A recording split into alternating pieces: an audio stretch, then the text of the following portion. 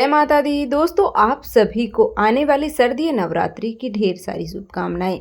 माता रानी है वो आप सभी पर अपनी कृपा बनाए रखें।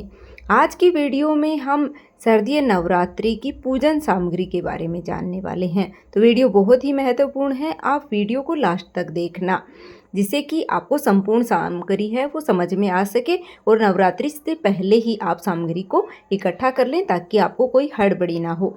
तो सबसे पहले हमें एक चौकी या फिर पटड़ा चाहिए होता है पूजा करने के लिए, और चौकी पर बिछाने के लिए हमें लाल रंग का वस्त्र चाहिए होता है। आपके पास अगर पहले से है तो आप उसे धोकर इस्तेमाल कर लीजिएगा, या फिर आप नया वस्त्र है वो लाल रंग का ले लीजिएगा। साथ में ही हमें माता रानी की कोई भी फोटो या मूर्ति, आपके पास जो भी स्वरूप है माता रानी का वो आप ले लीजिएगा। मूर्ति है तो मूर्ति ले लीजिएगा, या फिर फोटो आप नई या फिर पुरानी है तो उससे भी आप जल के छींटे दे करके और पूजा में विराजित करें। साथ में गणेश जी हमें चाहिए होते हैं, क्योंकि गणेश जी के बिना तो हमारी पूजा है वो अधूरी होती है, तो गणेश जी भी हमें पूजा के लिए चाहिए होते हैं। के साथ ही देखिए, हमें माता रानी को उठाने के लिए लाल रंग की चुनरी चाहिए होती है। अगर आप नई लेकर के आ सकते हैं तो आपको नई चुनरी लेकर आनी चाहिए। अगर नई नहीं लेकर आ सकते हैं तो आप पुरानी जो चुनरी आपने यूज की है पहले, वह चुनरी भी आप धो करके इस्तेमाल कर सकते हैं। साथ में ही हमें एक चुनरी है वो नारियल के ऊपर बांधने के लिए चाहिए, और इसके साथ में ही देखिए इस तरह का मिट्टी का बर्तन है वो आप ले सकते हैं, जिसमें कि हमें जवारे बुने होते हैं। साथ में मैंने यहाँ पर मिट्टी ले ली है, साफ़ सुथरी जगह है कि मिट्टी हमें लेनी है, सूखी मिट्टी अच्छी वाली। और इसके साथ ही हमें जवारे उगाने के लिए जो चाहिए होते हैं, और इसके साथ ही मिट्टी का या फिर तांबे पीतल का एक कलश हमें चाहिए होता है। इसके साथ ही हमें आम के पत्ते, अशोका के पत्ते जो भी आपको मिलते हैं वह आप ले लीजिएगा। इस तरह की डंडी आप लेते हैं तो वह 9 दिन तक पत्ते खराब नहीं होते। इसके साथ ही नारियल हमें लेना होता है, जटा वाला एक नारियल है जो पानी का भरा हुआ नारियल होता है, पानी वाला नारियल, वो आप ले लीजिएगा। इसके साथ ही पूजा की जो बेसिक सामग्री है उसमें हमें दिया चाहिए होता है। अगर आप अखंड दीपक जला रहे हैं तो एक बड़ा दिया और ले लीजिएगा साथ में ही। इसके साथ ही तिलक करने के लिए कुमकुम, चावल हमें चाहिए। चावल थोड़े ज़्यादा ले लीजिएगा, क्योंकि हमें जब हम कलश की स्थापना करते हैं तो उसके लिए भी चावल की हमें ज़रूरत पड़ती है। इसके साथ ही हम कलावा यहाँ पर ले लेंगे। जनेऊ मैंने यहाँ पर ले ली है भगवान गणेश के लिए। अगर नहीं है जनेऊ तो आप कलावा भी इस्तेमाल कर सकते हैं। साथ में ही दक्षिणा मैंने यहाँ पर ले ली है, और इसके साथ ही देखिए मैंने यहाँ पर धूप ले ली है।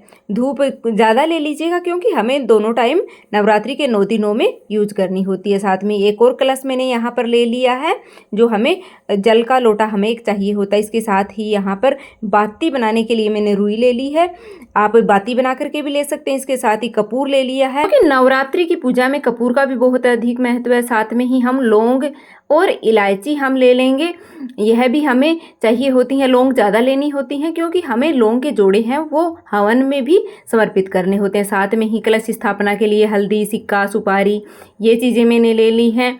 और इसके साथ में ही हमें घी लेना है। शुद्ध देसी गाय का घी है तो आप वो ले लीजिएगा, या फिर जो भी आप घी इस्तेमाल करते हैं वो आप ले लीजिएगा। साथ में ही मैंने माता रानी के लिए यहाँ पर कुछ श्रृंगार की सामग्री ली है। आप 16 सामग्री, 5 या 7 जितनी भी आपके पास हैं वो आप ले लीजिएगा।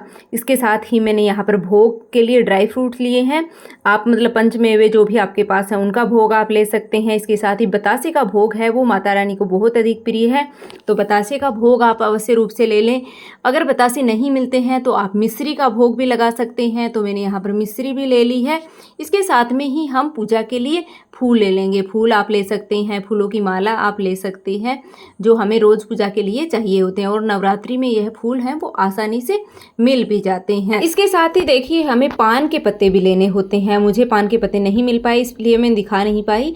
आपको पान के पत्ते भी मतलब पान का बीड़ा बना करके माता रानी को समर्पित करना होता है, तो आप पान के पत्ते ले लीजिएगा। माचिस मैंने यहाँ पर ले ली है, और 9 सुपारी मैंने यहाँ पर ली है। अगर आप नवग्रह की स्थापना करते हैं तो 9 सुपारी आपको चाहिए होगी। साथ में ही गाय के गोबर के उपले भी हमें चाहिए होते हैं।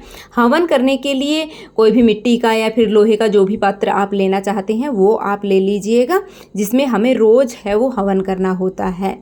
अग्यारी जिसे बोलते हैं हवन है, वो छोटा सा हवन मतलब किया जाता है नवरात्रि में, तो वह हवन के लिए हमें लेना होता है। मिट्टी का पात्र आप कोई भी ले सकते हैं, गाय के गोबर के उपले आप ले लीजिएगा।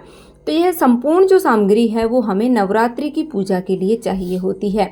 सामग्री को आप बढ़ा भी सकते हैं और सामग्री अगर कोई ना मिल पाए तब भी आप पूजन कर सकते हैं, क्योंकि माता रानी है वो हमारी आस्था देखती हैं, ना कि सामग्री देखती हैं। जो भी आपके पास उपलब्ध हो उन्हीं से आप माता रानी की सच्चे मन से अगर पूजन करते हैं तो माता रानी है वो बहुत ही अधिक प्रसन्न होती हैं।